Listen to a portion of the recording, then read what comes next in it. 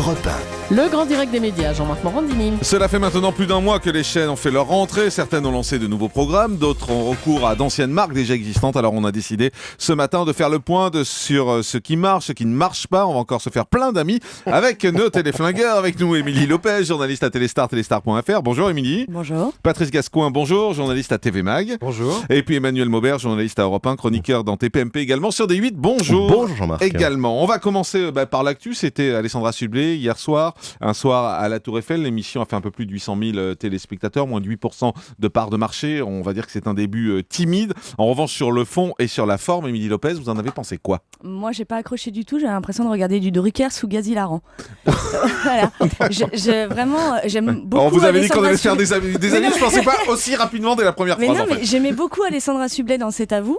Mais moi là, aussi, ouais. oui, Emmanuel Maubert qui participait. là, dès le début, je n'entendais qu'une chose, c'est son rire, assez insupportable sur la longueur. Et vraiment, j'avais l'impression de voir du Drucker. Et sur le fond, c'est-à-dire vous n'avez rien appris, vous avez le sentiment d'avoir rien appris, c'est ça ce que vous voulez dire ? Non, en fait, j'ai pas franchement. Par contre, les décors étaient très beaux. Ouais. Si on peut Patrice trouver un Gascoin. truc. Ouais, alors ça succède à la parenthèse inattendue. Donc on est passé de la parenthèse inattendue au guillemets détendu, si j'ose dire, puisque finalement, effectivement, ça parle beaucoup, mais c'est aussi très détendu, ça a été très souriant. Moi, je suis pas aussi sévère que vous.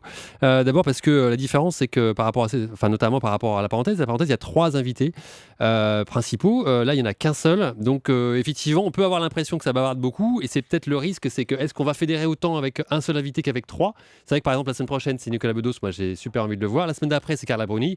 Bah non quoi. Donc Ou vice-versa. oui, enfin chacun selon ses goûts. Mais donc voilà, globalement plutôt positif. Et puis concernant le décor, le décor il est très beau. Moi, le seul reproche que je dirais, et si le Pierre-Antoine Capton, le producteur, nous entend, c'est je voudrais des plans extérieurs aussi. C'est-à-dire qu'on était vraiment dans une bulle de verre. Si on pouvait avoir des petits plans extérieurs avec une caméra qui est un petit peu extérieure et qui nous ramène et qui fait voir, je pense que ça donnerait encore plus de chair à l'émission. Emmanuel Maubert, vous avez bossé avec Alessandra, vous bossez aujourd'hui avec elle, donc c'est compliqué. Donc c'était une émission formidable, extrêmement bien produite, très bien animée. Non, mais blague en coin, effectivement, le décor de la Tour Eiffel, c'est absolument magnifique. Ça, c'est un vrai plus pour l'émission. Effectivement, Cadmerade, l'invité principal, si on l'aime, tant mieux. Si on l'aime pas, voilà, ça va être un peu le problème pour les prochaines semaines. Moi, j'ai quand même appris des choses sur Cadmerade. Moi, la story Cadmerade au début, avec le magnéto de Michel Royer, moi, j'ai vraiment appris plein de choses avec des témoignages, avec des archives, etc. Je trouvais ça vraiment intéressant. Après, voilà, c'est une émission où on reçoit des invités, on parle un petit peu de la promo, on parle de leur vie. Oui, c'est sûr que c'est pas révolutionnaire, évidemment, mais un peu de bonne humeur comme ça en deuxième partie de soirée, surtout après 2 épisodes des Hommes de l'Ombre qui sont quand même assez costauds, on va dire. Moi, j'ai trouvé ça plutôt sympa, quoi, franchement. C'est élégant, et puis la pétillance d'Alessandra, son sourire, sa bonne humeur. Moi, je pense que franchement, voilà.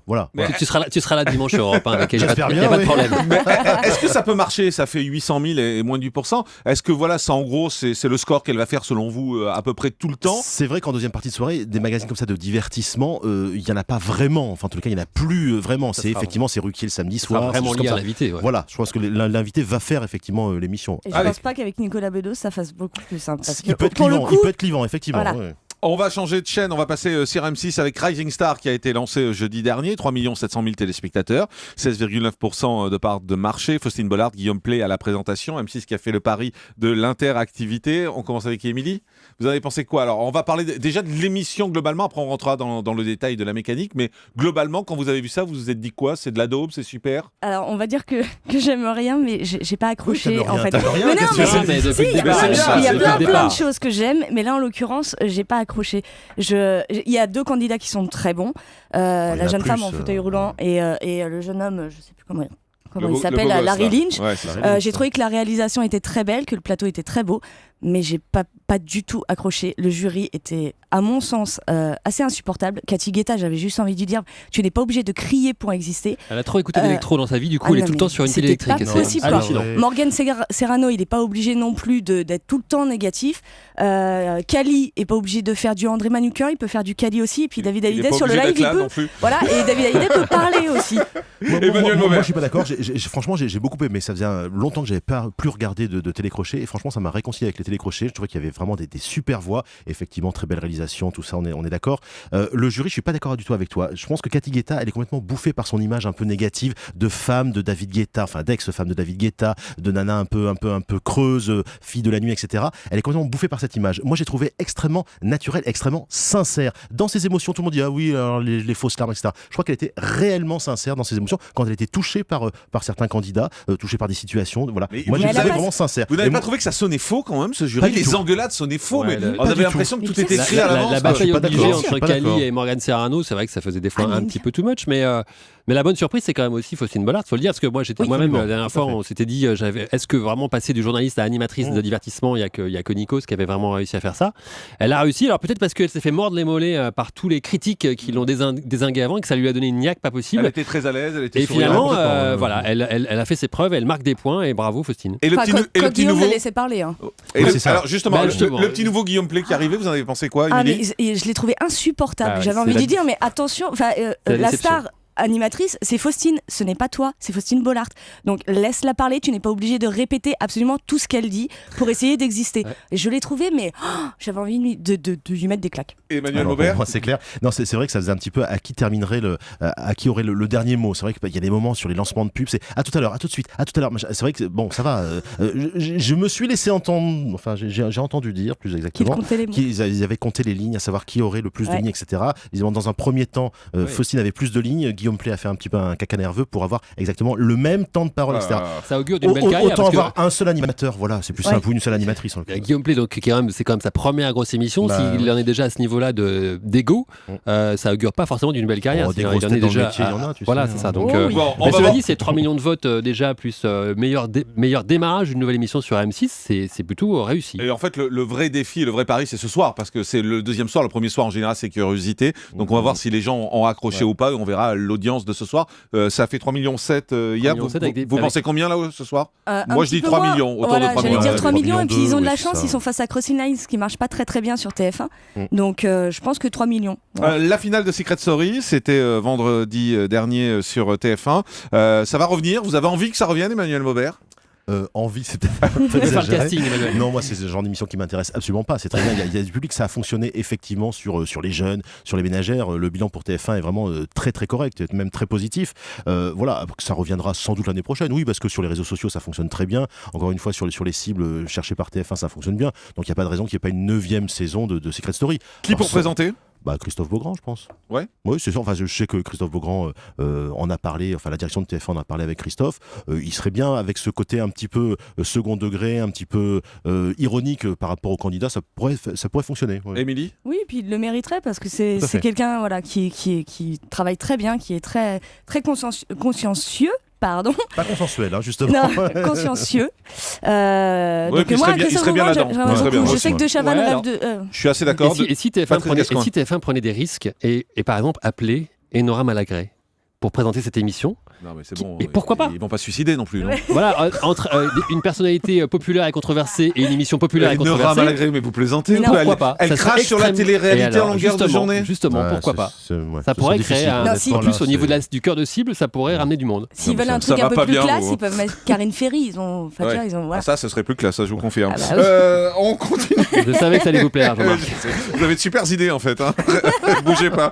Danse avec les stars, saison 5, Emmanuel Maubert, ça a commencé la semaine dernière. Super chaud, extrêmement bien produit. C'est un vrai spectacle du samedi soir. Voilà. Moi, Ça après, a baissé ça niveau m'a- audience. Ça a baissé en nombre de téléspectateurs, mais pas en part de marché, parce que globalement, il y a moins de gens qui regardent la télé en ce moment. C'est pas trop pourquoi, mais voilà. Mais en tous les cas, Il fait beau. sur les parts d'audience, ça allait très bien pour Danse avec les stars. Voilà, c'est un super show. Moi, ça m'intéresse absolument pas, quoi. Moi, les faux enjeux, Qu'est-ce qui vous savoir. intéresse pas? Savoir si Tonya Kissinger va réussir sa rumba, honnêtement, j'en ai rien à faire, quoi. C'est franchement, c'est ça, parce que les magnétos, c'est ça. C'est est-ce qu'elle va réussir à faire. Je m'en fous complètement, quoi. Mais c'est un super show. Il n'y a hein. pas de pression, il n'y a pas de passion. On voit les candidats qui se baissent. Il y a Ryan Bensetti qui s'est blessé. Il y a eu des communiqués Puis Louise et TF1. Joseph avec voilà. Louise et Joseph Coca. aussi. Ouais. Ça, vous dites quoi? C'est du buzz pour faire Oui, monter la mais pression? bien sûr, évidemment. Voilà, il est hospitalisé, etc. On se dit qu'il est, ça y est, il est dans le coma, pas du tout. Voilà, il sera là samedi soir, il n'y a pas de problème, quoi.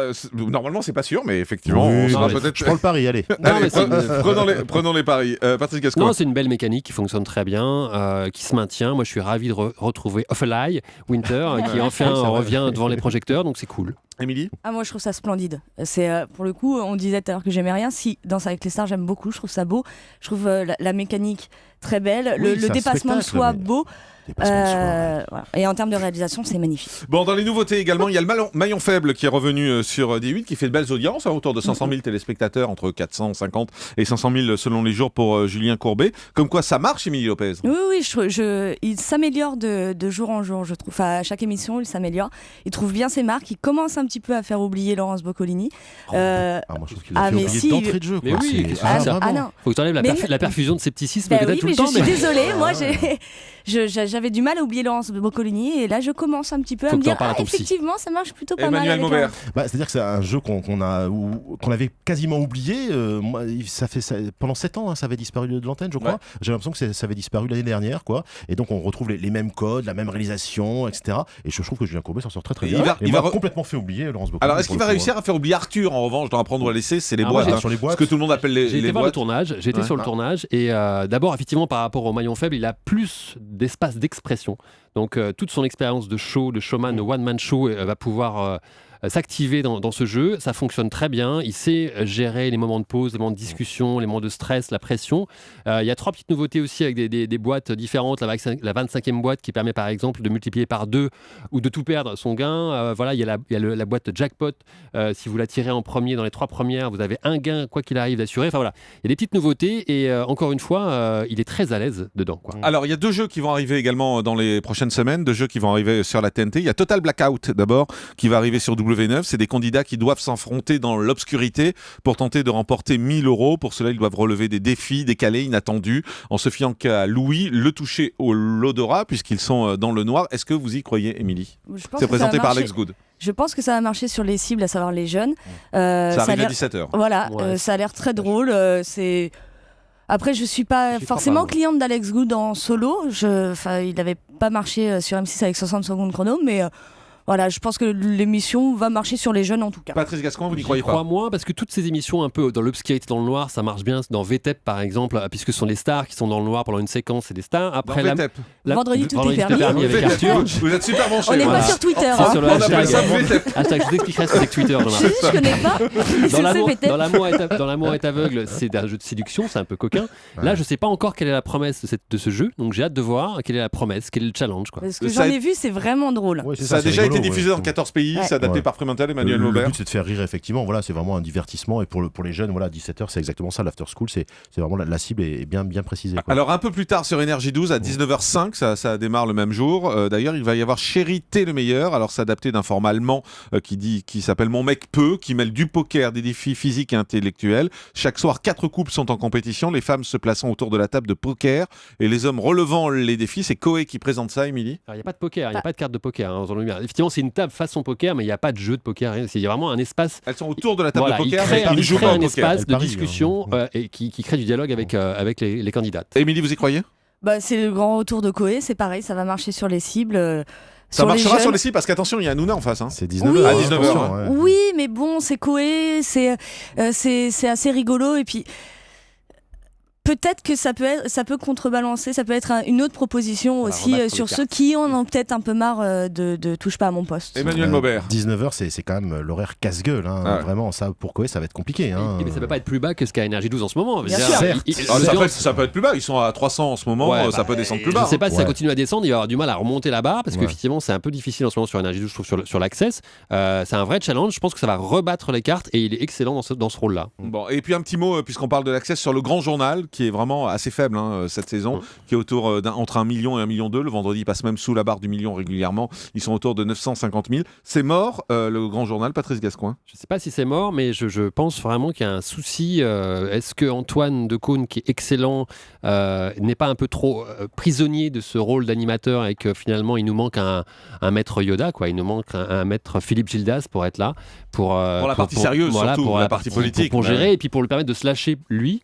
Là, il est accepter ce challenge-là, mais c'est pas facile et c'est un peu dommage. Non, Donc sur la première partie, il peut pas vraiment se lâcher, quoi. C'est effectivement ça. une partie très sérieuse politique dans laquelle il peut pas Mais vraiment c'est une intervenir, erreur faire des qu'il blagues, soit là. quoi. C'est une erreur qu'il soit là, selon vous, Emmanuel Après, Maubert. c'est une volonté de faire cette première partie hyper sérieuse. Je pense que lui, il n'avait pas signé forcément pour ça, quoi. Mais bon, voilà. Après, maintenant, est-ce que c'est une erreur? Je ne sais pas. Je pense que ça va évidemment aller jusqu'à la fin de la saison. L'année prochaine, je suis pas sûr. Émilie, Pour moi, c'est ça le problème, c'est ce grand écart. On a l'impression qu'ils n'arrivent pas à décider s'il faut qu'ils soient très sérieux et faire apprendre des choses ou rigoler. Et donc, du coup, tu sais plus sur On a quel l'impression pied qu'ils danser. s'ennuient, quoi. Voilà, C'est et ça, même quoi. en interne, ils se le disent, ils se font, mais c'est pas possible de passer de ce sujet hyper sérieux à voilà. donc c'est quoi? C'est la mécanique qui ne va pas Oui, aujourd'hui? oui, je pense C'est que plus profond en fait. trop... Mais même Faut qu'ils se décident, quoi. dans les séquences drôles d'humour, Supposées drôles. avant, à l'époque, Nulle part ailleurs notamment, c'était souvent en live, quoi, sur le plateau. Ouais, Là, c'est c'est des vrai. pastilles qui sont lancées. Donc ça crée des petites coupures, ça crée des différences. Et peut-être que c'est aussi en réintégrant du fun et de la folie dans le plateau qu'il se passera des choses et que l'audience reprendra. C'est ce que fait d'ailleurs Cyril très bien dans TPMP. Effectivement. Le grand direct des médias, Jean-Marc Morandini.